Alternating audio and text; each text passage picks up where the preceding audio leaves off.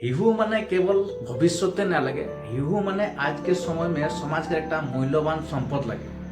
नमस्कार बंधुসকল, आजकेर এই ভিডিওটা আমি একটা গুরুত্বপূর্ণ বিষয় আলোচনা করে যাচ্ছি আর ভিডিওটাকে টপিকটা হয়ে গেলে शिशुकेर अधिकार।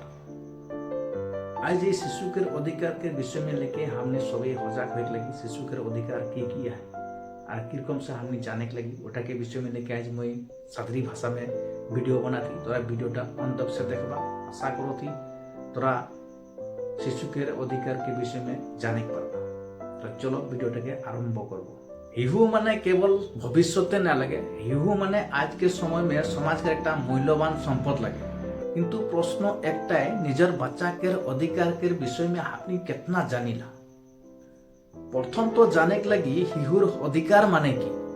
देख शिशुर अधिकार माने की, देख शिशुटाके सुस्थ सुरक्षित और मर्यादापूर्ण जीवन यापन कराटाके शिशुटाके मौलिक अधिकार बोलेला। এই অধিকার ভারত সরকার আর রাষ্ট্রসংঘই স্বীকৃত দেয়। শিশুকের চারটা মুখ্য অধিকার হলে বাঁচি থাকার অধিকার, খাদ্য, স্বাস্থ্য, পানি, সুরক্ষিত বাসস্থান, চিকিৎসা আর স্বাস্থ্যকের সুরক্ষিত পরিবেশ। শিশুৱে যাতে ভোক মে থাকে নাই লাগে। 2 নম্বৰ হলে বিকাশ অধিকাৰ, পড়াশোনা অধিকাৰ, খেলাধুলা আৰ আনন্দৰ অধিকাৰ।